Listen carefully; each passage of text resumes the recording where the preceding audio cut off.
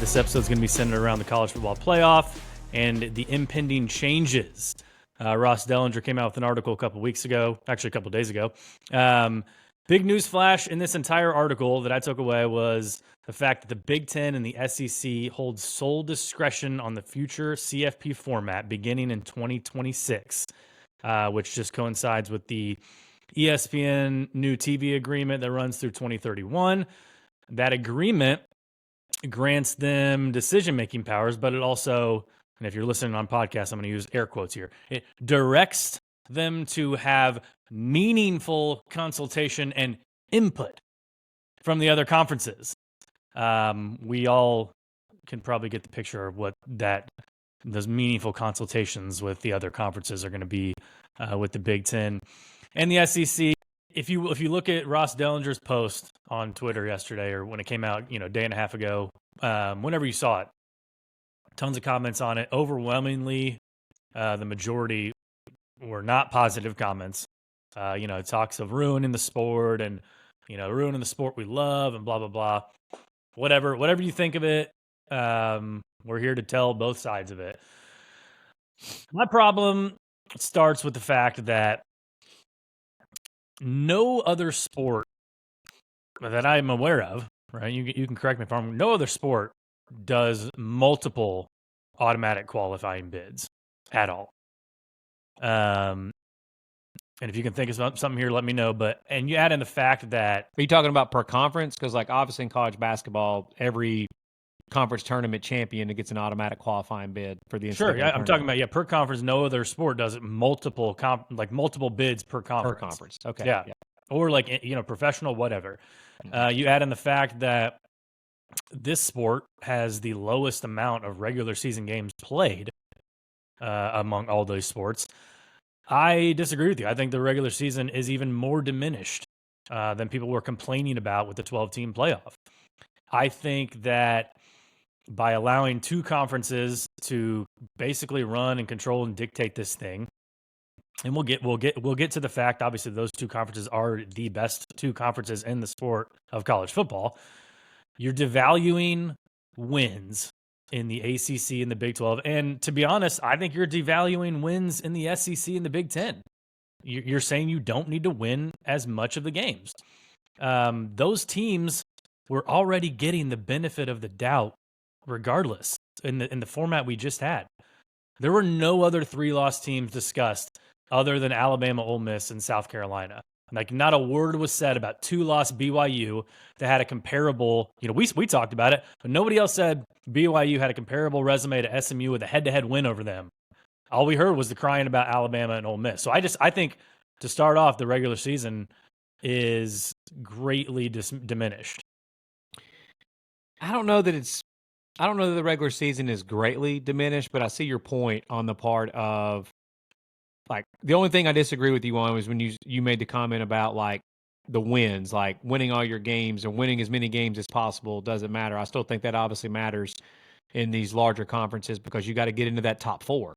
I do think that conference scheduling will matter even more than it does because, you talked about, you were saying that, Florida and Texas, go look at those schedules this past year and go look at those schedules this coming up year.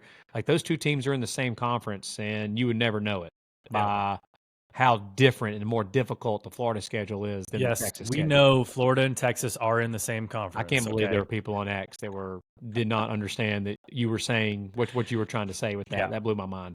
But I do see your point on devaluing wins from teams from the Big 12 and the ACC because it took a while for me to come around, but I finally did come around on the part of what you just said. I know a lot of people, when you made the comment of, South Carolina, Ole Miss, and Alabama are already getting the benefit of the doubt. And a lot of your SEC fans, I'm one of them, I was one of them saying this as well. No, they didn't. They didn't get the benefit of the doubt because they didn't get in.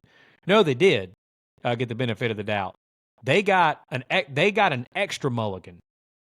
They were getting an extra mulligan as opposed to any other team. Let me tell you what I mean by that. To Tyler's point just now, 10-2 BYU literally wasn't even on a graphic. They were ranked 18th? Yeah, you couldn't even find them on a graphic. And they had a head-to-head win over SMU. and they were 10-2. And their resume, if you actually look at it, as far as their ranked wins and things like that, and their strength of schedule, it was better than a lot of the teams that were ahead of them, including SMU. And like Miami wasn't even like they were ranked behind those SEC teams, and weren't really strongly considered for a spot. They were 10-2. If Alabama was 10-2, 100% in the 12-team playoff. If Ole Miss was 10-2, 100% in the 12-team playoff. South Carolina, same thing. So that is what Tyler is referring to by they were already getting the benefit of the doubt. It took them getting a third loss to still they were being considered for that 12th spot for the playoffs with 3 losses. So they had 2 extra mulligans compared to other teams. So now when you've got only 2 from the ACC and 2 from the Big 12, I'm not going to sit here and say that if I was a diehard fan of a Big 12 team, that I would not be upset with this. I would be. And there's a helmet right behind me here that says VT on it. I've got a lot of like lineage in my family to Blacksburg, Virginia, and to the Virginia Tech Hokies. They're in the ACC, obviously. So a lot of people that are in the ACC that see this, I totally understand why anybody from the ACC would be mad or upset about this. I think the biggest problem I have with this, Tyler, is allowing 2 conferences, the Big Ten and the SEC, to have such control over the whole sport in general. It just further creates the narrative and shows that we do need a voice that is like a commissioner that is in charge, that is looking out for the health and what's best for college football as a whole in general. And having the SEC commissioner and the Big Ten commissioner calling all of the shots because the ESPN and Foxes of the world are throwing as much money as they possibly can so they can gain control. You're digging a bad path there, man. I love the sport and I'm going to watch it no matter what. But I get it why there would be fans out there outside of the Southeastern Conference and the Big Ten that are upset and bothered by this. I completely get it. That was my next point. I mean, no one seems to be looking out for the greater good of college athletics and in college football in particular. I mean, it's all about their own self-interest. And, we wonder why today's college athlete is the way they are. And like, they don't really care about, which school they go to. They don't care about, representing, that crimson, helmet or that gold helmet or anything like that. It's all about who's going to pay them the most money. And people always, they're not short to criticize all these athletes for transfer and hopping in the portal. Like, look at the examples that they're given. Mm-hmm. Right? These commissioners and these conferences are just trying to see how much money they can make their respective conference. And for those that all the rumors about the Big Ten and the SEC going to the Big Two and even more conference expansion taking place. So this playoff format, let me in the political world now, you shouldn't believe in coincidences anymore because so many things just keep becoming true when these coincidences keep popping up. Tyler, do you believe it's a coincidence that this new playoff format contract is going to go from 2026 to 2031? And at the end of 2031, lo and behold, the ACC grant of rights is up for like ACC teams at that point can possibly move around and not have to pay a huge penalty to leave the ACC at that time. Do you think that that's a possibility, that's a coincidence, that's coming up at the same exact time?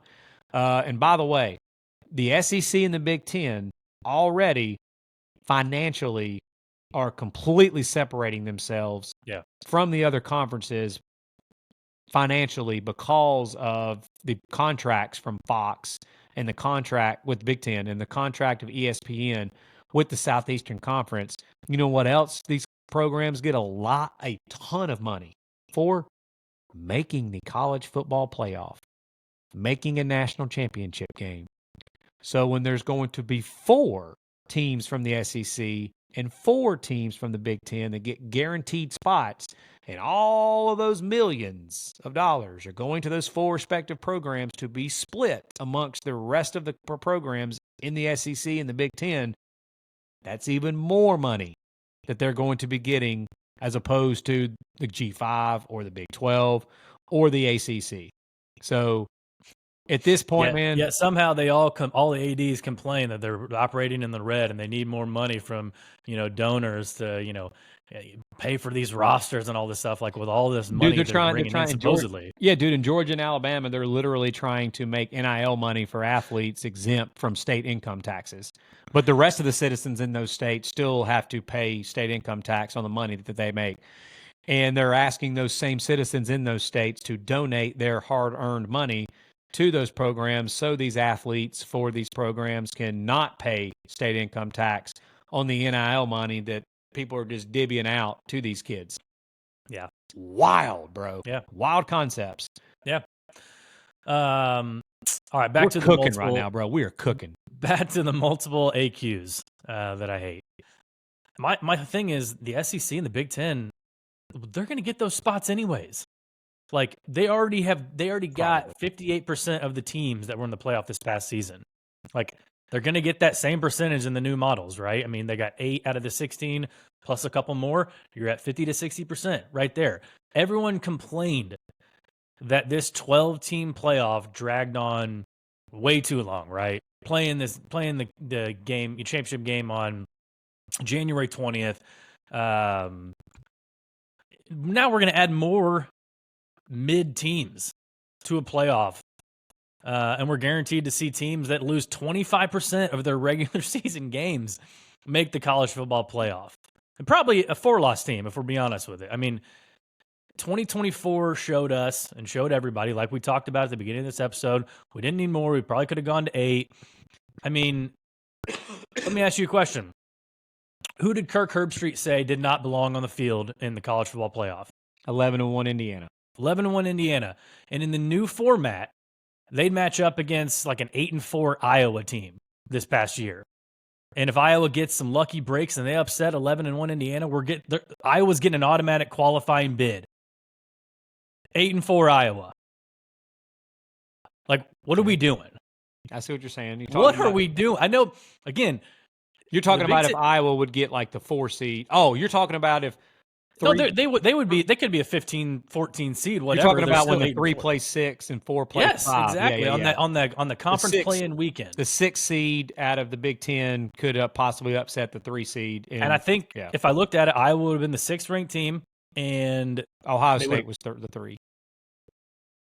Well, no, you're right, because Ohio State lost 2. Ohio State lost 2. You're right, man. Ohio State lost 2 big. Indiana was the 3 because they only lost 1 Big Ten game. Yeah.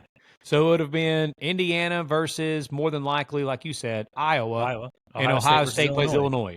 Yeah. Yeah. And we're going to give Iowa 8-4 Iowa.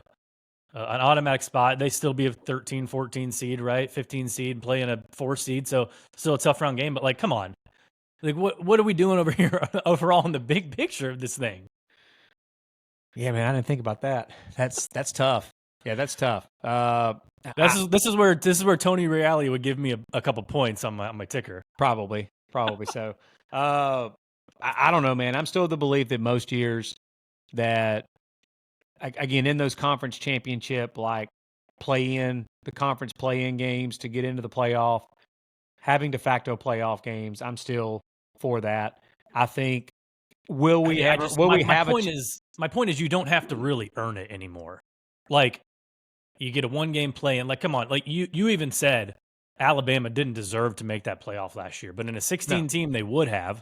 And you want to give them one chance to win a game and get in the playoff after they looked like they looked. And then obviously seeing them in the bowl game pretty much fully healthy and fully prepared to play Michigan and just get embarrassed by Michigan. Like, yeah, it's just, you're going to have years where, like, yeah, your 5th and 6th place team in the Big Ten and the SEC are like solid. Like, you might have a SEC conference basketball type year this year where you got, 6 of the top 8 teams, right? That could be the same case in football. And you just got team after team that is solid. But other years, you're going to have down years. Like, you're going to have a down year in the Big Ten. You're going to have a down year in the SEC. You just don't know what it's going to bring. So I just think overall, it's not a good look for college football. Yeah, I think obviously we're still going to have debates, man, for who gets the 16th spots and stuff. And then if we went to 50 teams, there would be debates for who gets the 50th spot. I mean, good Lord, we have 68 in the NCAA basketball tournament, and every year the bubble teams, like, we argue about who should get those last spots on the bubble.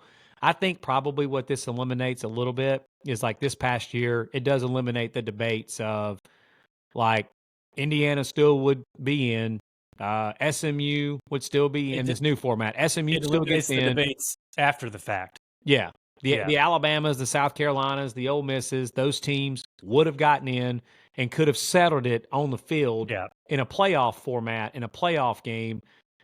All of those teams would get in and could settle debates and settle arguments on the field. And if Alabama gets in and they go play Ohio State in Columbus right out of the gate and go get their cheeks clapped like Tennessee did at Ohio State, then we can all the Big Ten fans can bump their chest and talk about how the SEC wasn't as good as what SEC fans thought they were, or vice versa. If Ole Miss gets in and Jackson Dart talking all that trash about how if we get in this tournament, if you let us in this tournament, we're going to go on a run, and everybody just makes fun of him because they know he's not going to get in, well, Ole Miss would have been in this situation, and they would have had an opportunity to get in and go on a run and settle it on the field instead of everybody's favorite word, instead of settling it through stupid hypotheticals that nobody has a clue. Yeah, I will say that is a positive. We should put that in the pros column. It's you can settle it on the field. I mean, you don't hear who's the perennial bubble team in college basketball, right? Syracuse. Syracuse always seems to find themselves on the bubble. They really do.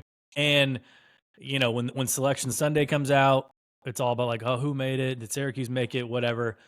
By the time those games tip off on Thursday and Friday, nobody's saying, oh, see, Syracuse should have been in. They should have been in over this team. Like, nobody's saying that. So I get what you're saying there.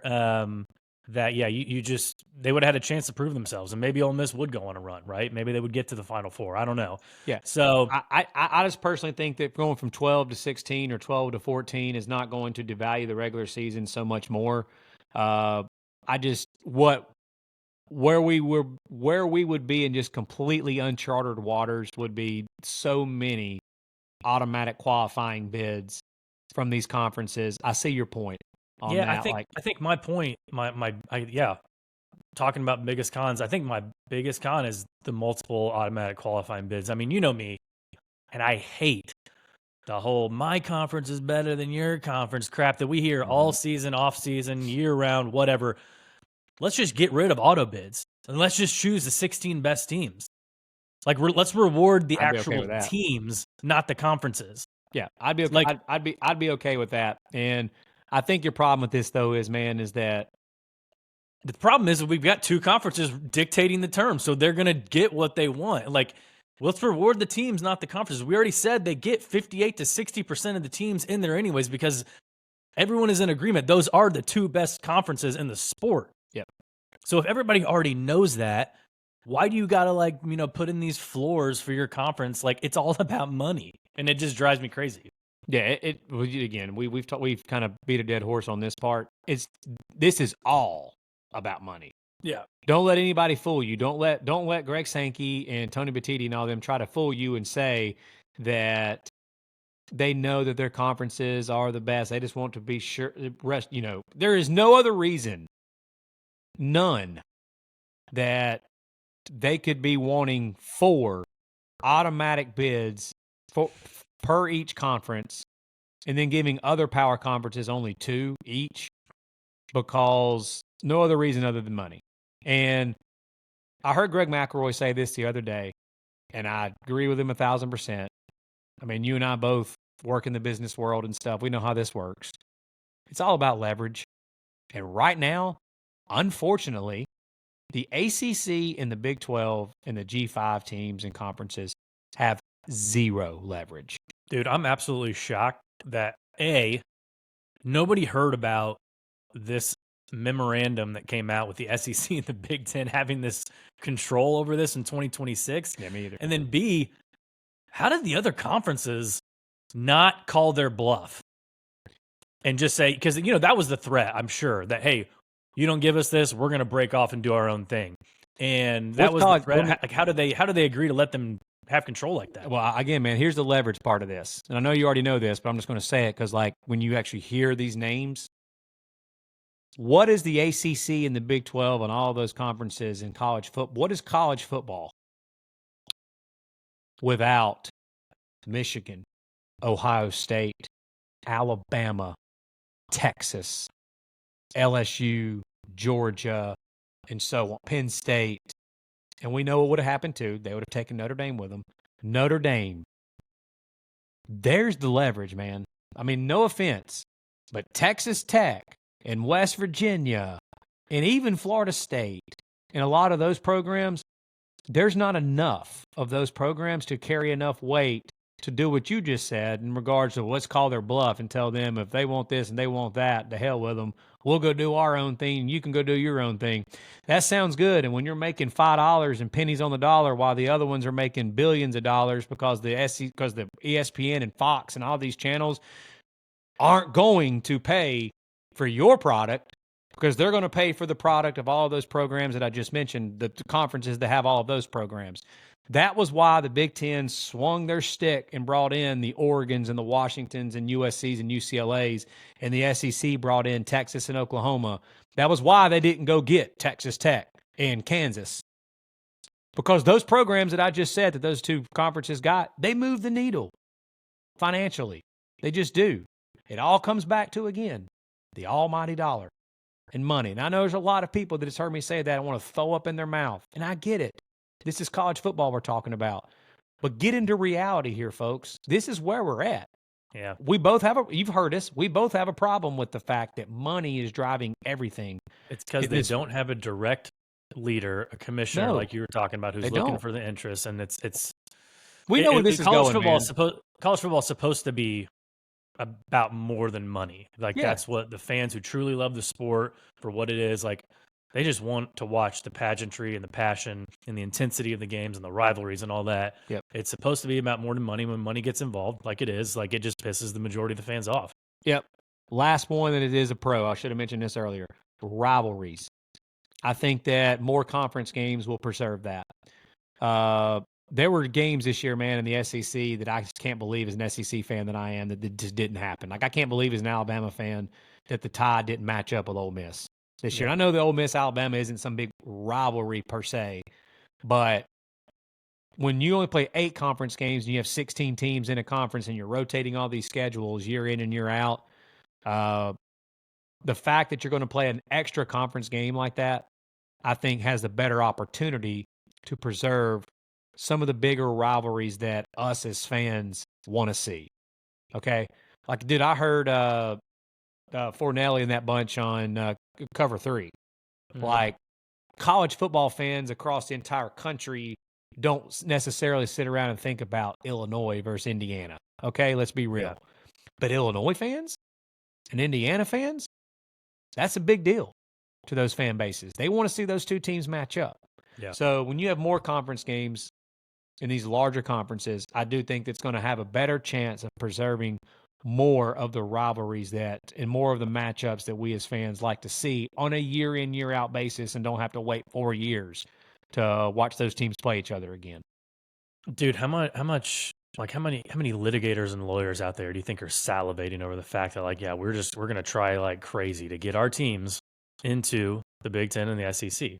Well, look at what Florida State and Clemson and those teams have already been doing, man. They've been trying their butt off, which, again, it's not a coincidence, man, that the new restructured ACC deal, which that could be another podcast for another day, but just quickly summarizing that, they've restructured their deal with the ACC and the grant of rights to where, like, programs that have more eyeballs, that have more people watching them and have higher ratings and all of that, and they've built in like a success model to where if you do make the college football playoff and you win games in the college football playoffs, you do get to keep a bigger piece of the pie as opposed to just splitting it evenly with the rest of the conference, like the SEC does, for example, or like the Big Ten does, for example.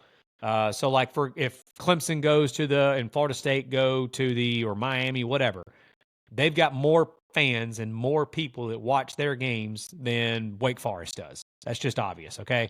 So when Clemson goes to the ACC championship game and then it ends up making it in the playoffs, and they're going to get to keep more of that money that honestly probably should be theirs, instead of splitting it and giving an equal piece of the pie to your Wake Forests and to your Dukes and to your Boston Colleges and Syracuses. So that is already going on. And again, 2031 is when things are up for discussion again in the ACC with their TV deal and the grant of rights. And that is just not a coincidence that is when this new college football playoff format's contract ends. It's at 2031. And all the rumors that you hear everybody talking about, that they think that the Big Ten and the SEC are just going to be battling each other to see who's going to go get the best programs out of the ACC and the best programs out of the Big 12 and just form a Big Two. It makes even more sense now, the fact that the SEC and the Big Ten are the main two calling the shots for what the new rules are for the college football playoff. Yeah. Speaking of keeping a bigger piece of the pie, a team you mentioned a couple minutes ago, it took us 40 minutes to even bring them up. Notre Dame. They're just sitting back as an independent, keeping in all their CFP money to themselves. Mm-hmm. There's a provision in the memo that comes out if Notre Dame's ranked in the top 14, they're automatically in. But obviously with the SEC going to 9 games and then, the crossover Big Ten SEC schedule, what do you think that does, if anything, to Notre Dame's schedule? They've got their agreement with the ACC where they get 5 to 6 games a year. They've got, typically an Army or a Navy. They've got the USC, the Stanford. But I mean, shoot, like if you're USC, I was going to say, man, USC, you're scheduled 9 games, and then you get an SEC crossover. I mean, I guess they pretty much did that this year with LSU. Yeah, but that's a tough schedule. I mean, so shoot, if I'm USC, you see rivalries like that die. Dude, if I'm USC, I'm telling the Big Ten to kiss my ass on playing a crossover game against the SEC. Yeah, I'm like, no, we're going to play Notre Dame, and I wonder if they'll make it like to where like you can throw Notre Dame into that pot. Like, okay, if you can play Notre Dame, and then like if you're a USC, you play Notre Dame, you don't have to play another SEC team. I can't believe I'm saying this publicly, so make fun of me if you're listening to this. That's fine. But I'm going to ask Tyler a question here because I just went blank. Are there more Big Ten teams than SEC teams? Yeah, there's 18 Big Ten teams and 16 SEC. There you go. I thought there was. Wanted to make sure. So, with that being the case, that's easy. Yeah, USC can just be like, we're not playing one of those SEC teams. We're going to play Notre Dame. So, that answers that. But as far as the other ones are concerned, yeah. Like Notre Dame sometimes matches up with Michigan. They sometimes match up with your Michigan States. They just matched up with Ohio State in the regular season in a home and home. The last couple of years. Arkansas this year. Yeah. So, like, if you're the SEC and playing 9 conference games and you're playing a Big Ten team, I don't know how many people are just going to be lining up at the door to be like, oh, yeah, let's go also play Notre Dame. Yeah. And now we've got 10 Power 4 teams that we're playing. That's interesting, man. I didn't think about that. I definitely think their rivalry can be kept, obviously, with USC. That's going to be preserved. But in their 5 or 6 games, whatever, with the ACC.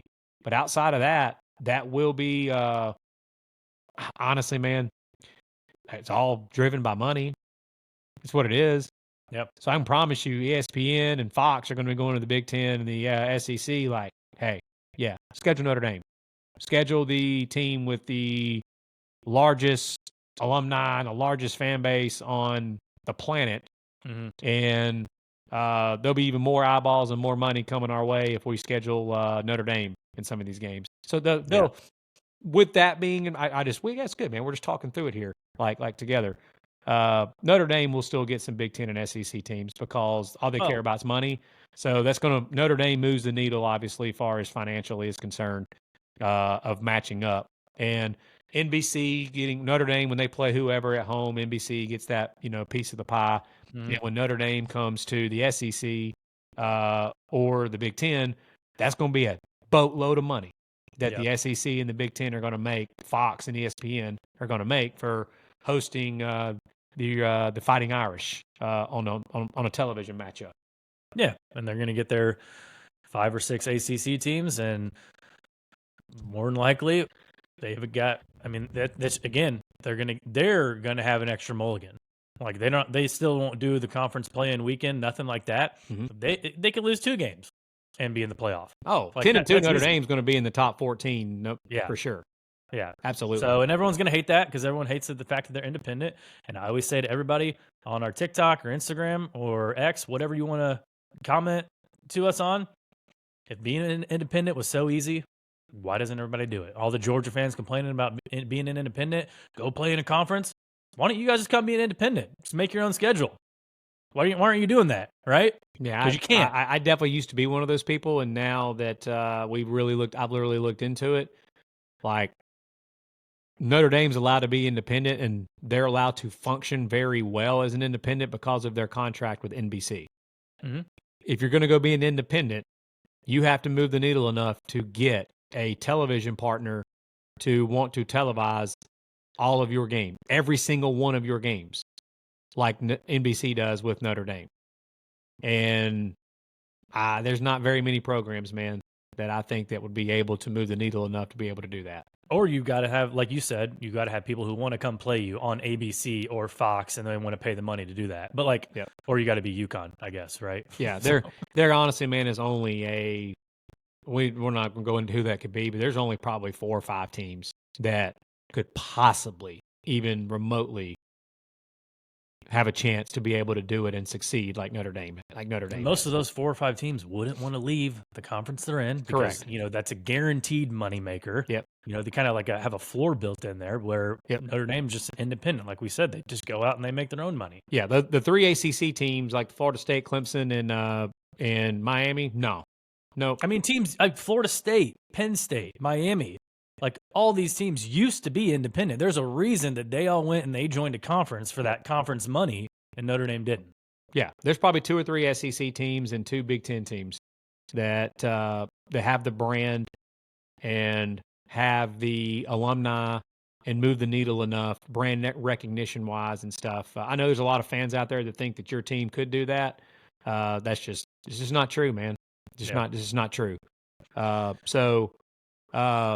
right, I'm done with my pros and cons list. You got anything else? Nah, man, I'm good. This was fun, dude. This was some good off-season college football pod talk.